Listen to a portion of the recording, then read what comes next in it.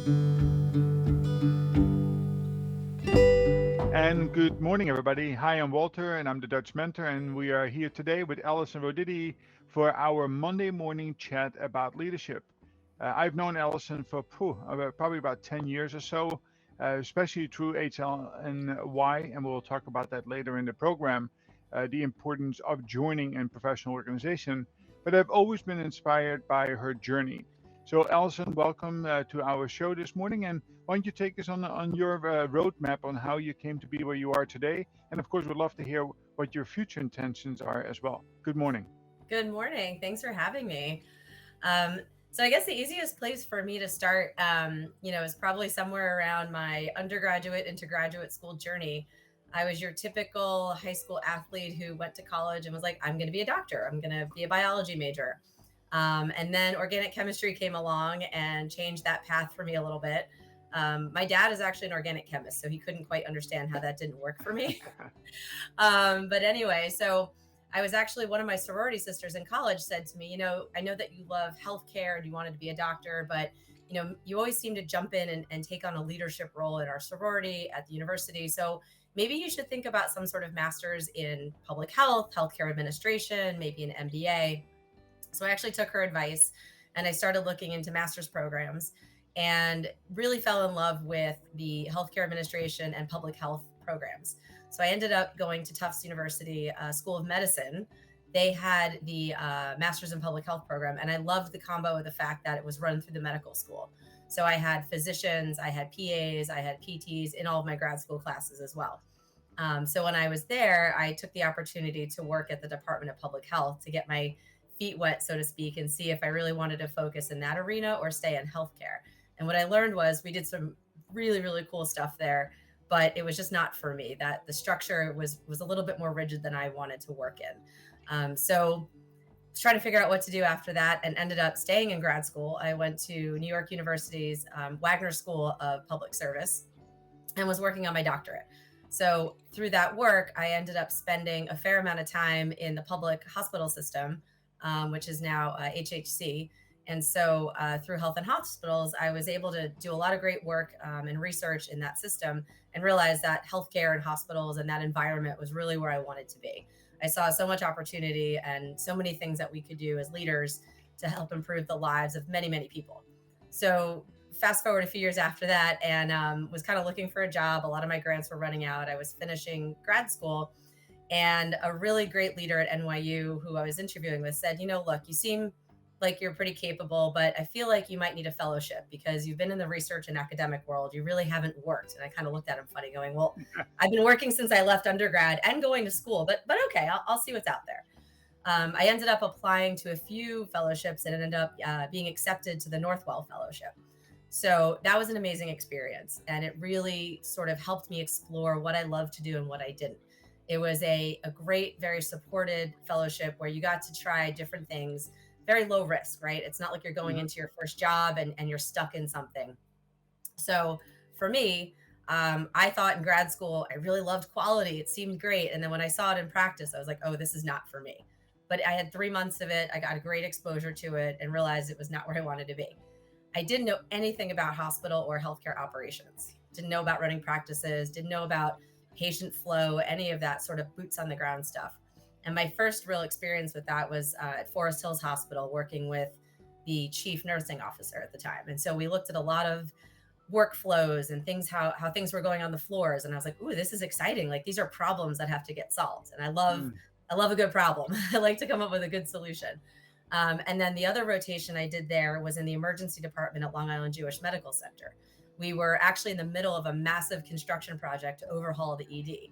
So it was great. I got, all this experience with construction and pulling different people into a project to make it work. And I just thought it was so fun. And so that ended up being my first role, was at Long Island Jewish Medical Center in the epilepsy department. They needed someone to manage the department.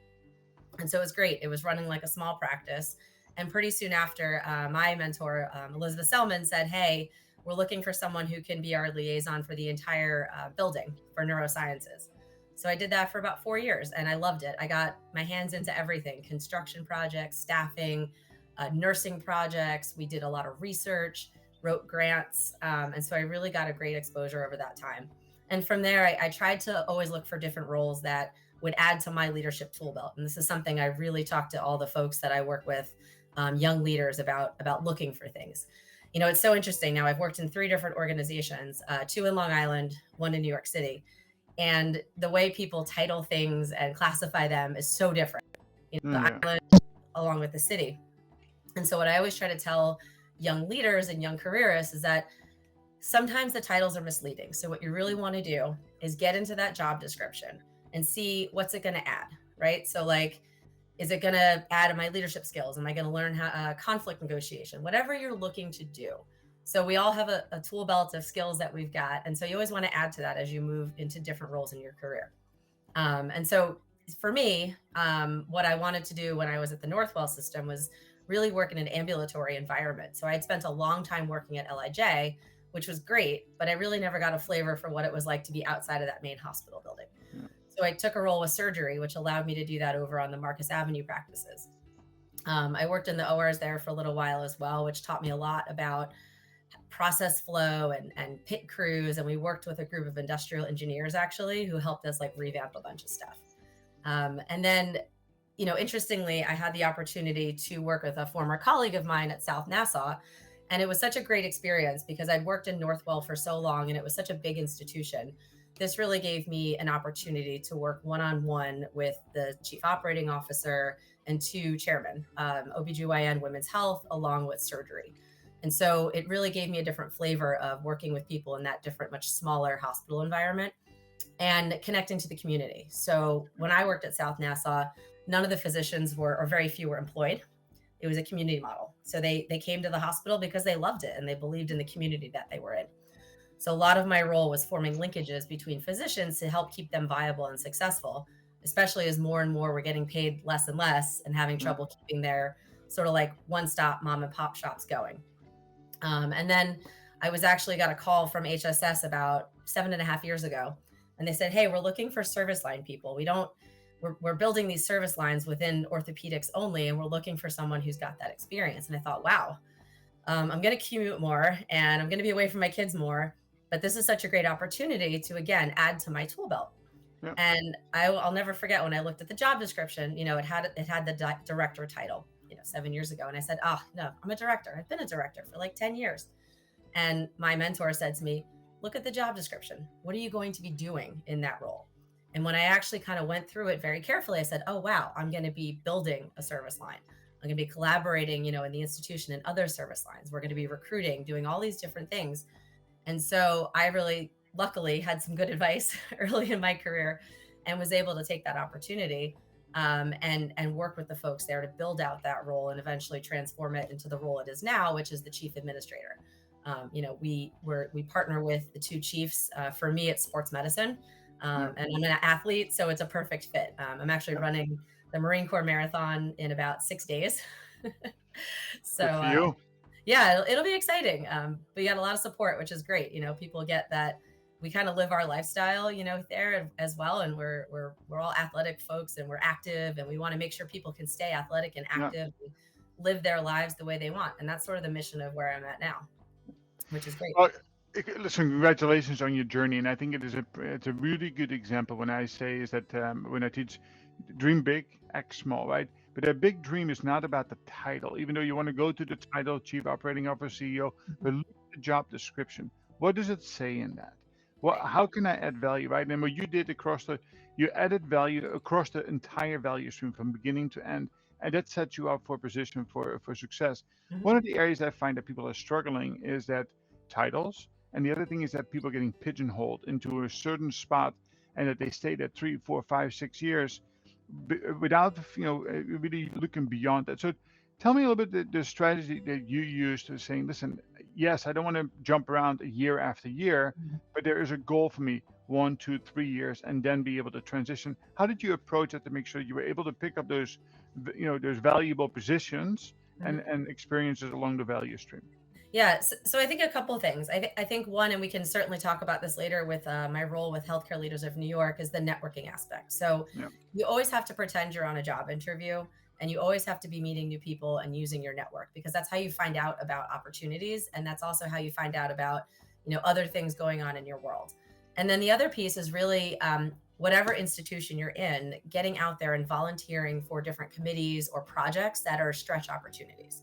So I'm constantly talking to my boss about, here's where I want to be in 5 years. Here's what I want to do. Here are the skills I want to enhance. We kind of joke about it, but I'm an ops girl. I can solve a problem. I can run something. I've always struggled a little bit with strategy, and my role now, there is a lot of strategy in that. And so a few years ago, I went to my boss and I said, okay, this is going to be painful for everybody, but I want some strategy projects, like small ones where we can work through it and it's not high stakes, but I needed practice. So trying to think about what are those things you need practice on, and then going to your boss or going to your mentor or finding someone in the organization or maybe in another organization where you can work with them on enhancing those skills. The other thing is finding your passion projects and volunteering. So for example, we did an amazing project this year with Howard University. We had 3 pre-medical students come to the Sports Medicine Institute at HSS and do a summer internship with us. It was funded by philanthropy. And because it was so successful, and a lot of people put a lot of hard work into it, we got another $1 million to continue the program and grow it. And I think DE&I is one of those things I'm super passionate about. And so I also applied to be on the DE&I leadership committee at HSS. So for me, this is a group of folks, extremely diverse, all aspects of sort of life at HSS. And I said, I need to get out there. I've been doing sports medicine for 7 years. And I'm in an organization that's small, but it's actually not that small. We're growing rapidly. And so I said, I need to put myself out there and do something that A, I'm passionate about, but B, I'm going to get exposed to other people who I don't normally work with, And so I think those are those opportunities you really need to capitalize on and say, I want somebody to be like, oh, I've got this great new whatever. Hey, I worked with Allison on DE&I and she can really do these things. Let's see if she's interested in either taking a new role or adding, another committee or something like that. Yeah, fantastic. I refer to that as, and you describe it perfectly, the 70-20-10 rule. 70% learning on the job, in role, expanding your horizons by networking with other people.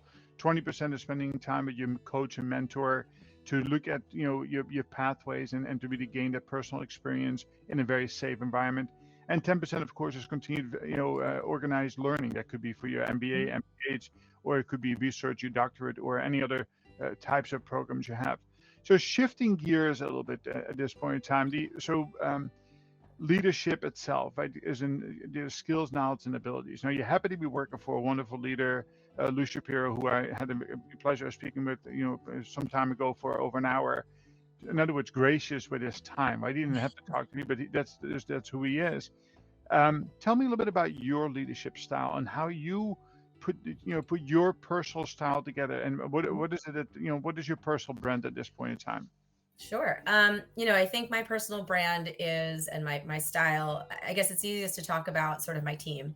So I spent the last few years really building a strong team, and I look for people who have certain skills, but may not be just like me, but that I can train up so that if tomorrow something happened and I wasn't able to do my job, the next person could very easily step up and the person after that. So I really feel strongly about building a leadership pipeline. And whether that's in my committees, in my volunteer work, or in my actual job, I really feel that people need to be given the opportunity to grow their own skills and figure out what they want to do.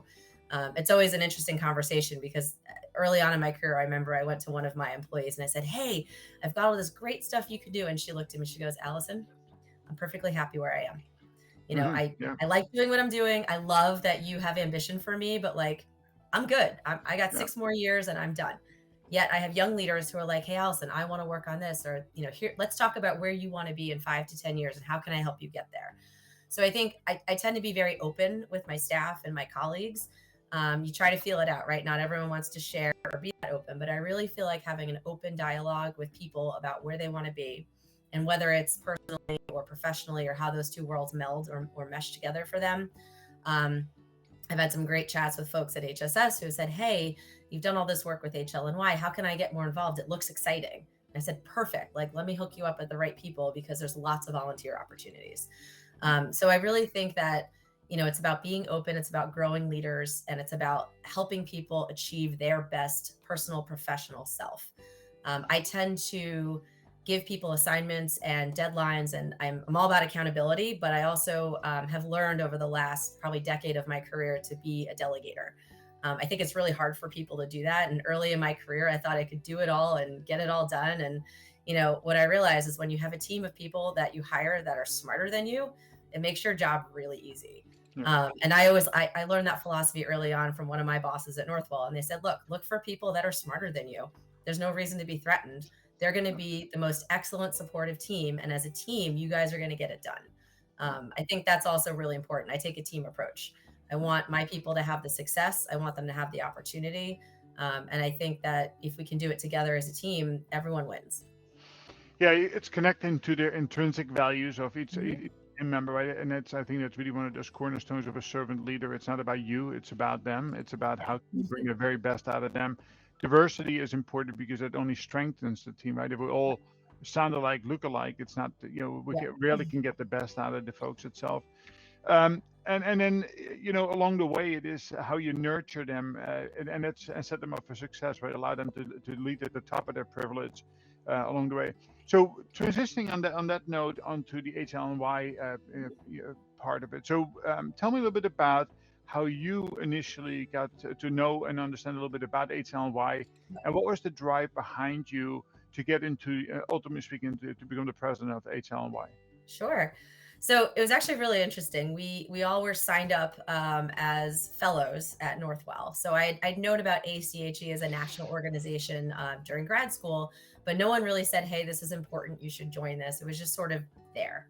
And when we were fellows, everyone said, "Okay, well, congrats, you're a Northwell fellow. You're joining. And by the way, here's your local New York chapter."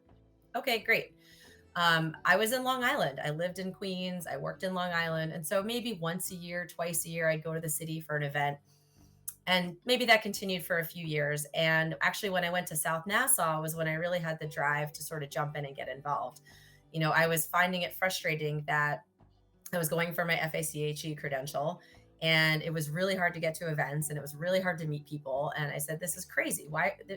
We have all these people who are members out here, and no one's doing anything."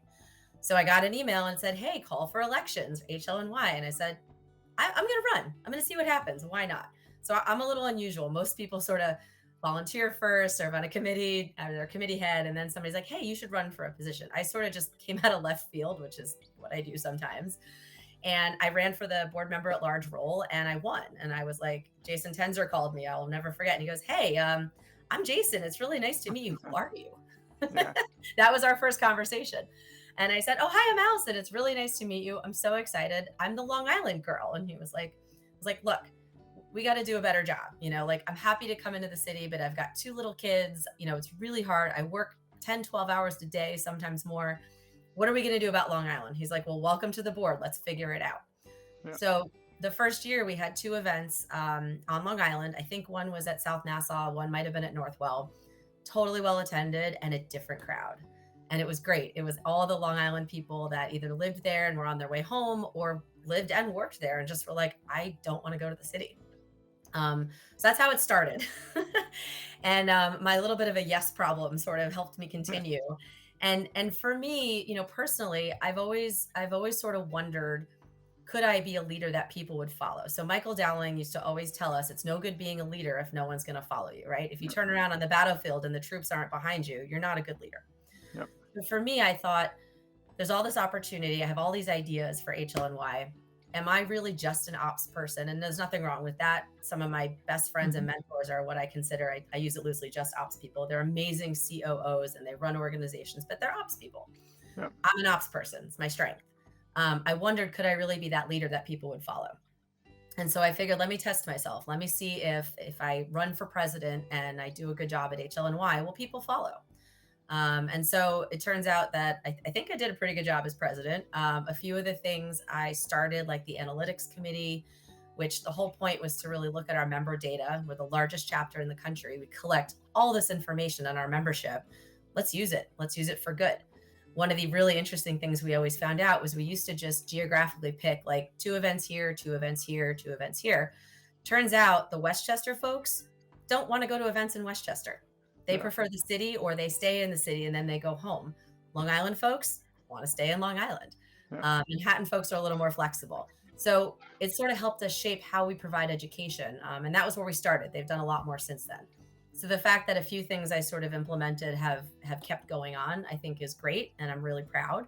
And again, grooming the next generation of leaders of HLNY, we worked together as a board, and I would, work with folks and say, okay, who wants to do this? Like, here's why it's exciting. Here's why it's great for you, and sort of figure out how people can achieve what they want within HLNY. And again, build that leadership pipeline. So it's always exciting when you get that email from HLNY and you've got multiple candidates for positions, right? It used to be, I remember about a decade ago, it was one candidate for every position. That's not really an election. Yeah. Over the last 5-6 years, we've had some elections. And I think that's good for people. I think it's good for the membership, and it's good for the folks that are actually serving us on the board. Yeah, yeah, and I think that we can even continue to expand upon that. So one of the areas that I am always interested in is, and you spoke about that earlier, and you had the opportunity to be a fellow, Mm-hmm. and I would love to see that HLNY create some sort of fellowship opportunities for more people, because the fellowship spots around the city are very far and few in between. It's Yes. very, very competitive, very difficult to get into, but it's really one of those places you really can get the experience you need Mm-hmm. to go from an individual contributor status to more of a team leader status Mm-hmm. in a very safe environment, and learn across the value stream itself.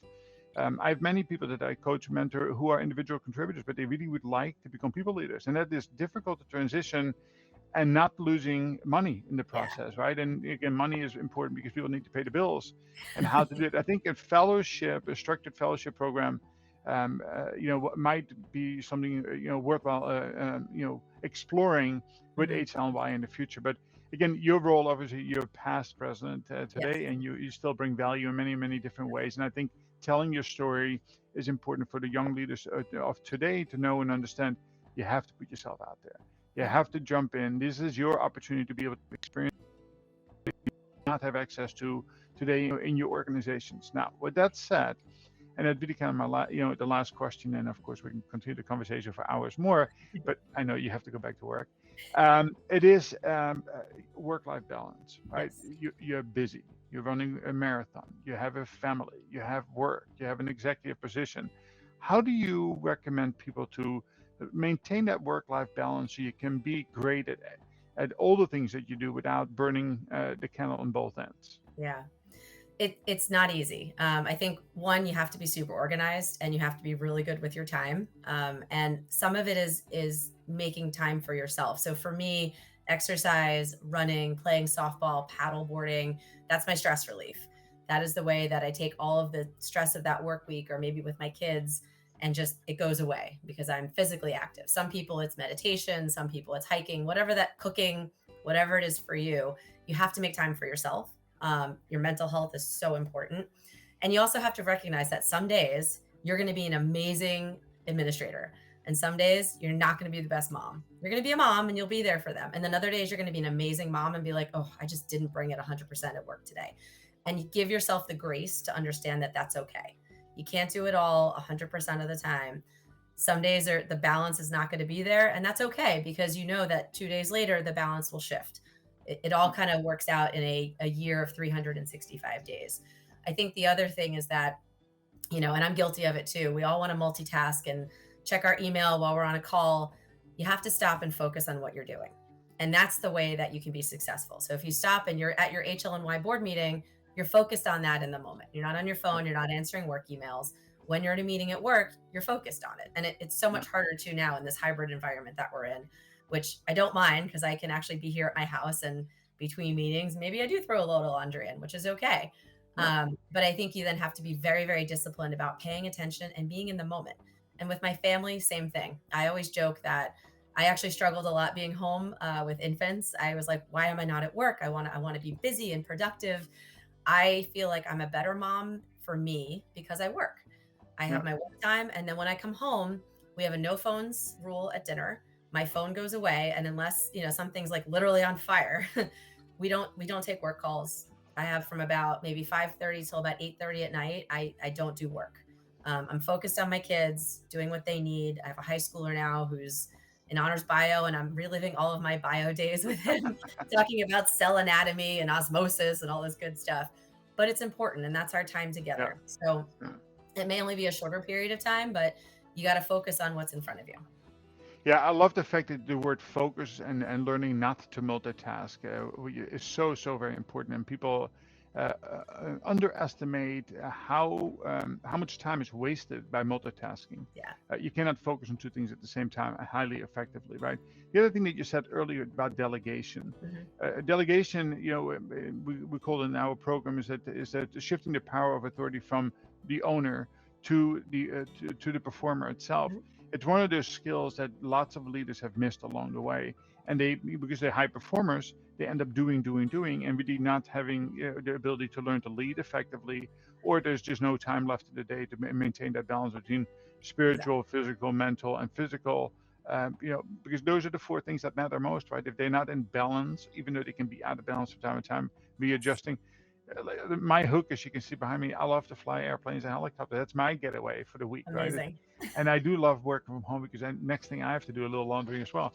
But it is, it's really good to see that you have tackled these things and you are a great mom, you're a great athlete, and you get to work in an organization where you can bring all your passion, your purpose, your people, and your processes together to bring the very best out of you and hopefully therefore impact other leaders and of course your patients in the Yep. process. Allison, thank you very much for your time. It was really really nice connecting with you. Look forward to doing that again sometime in the future.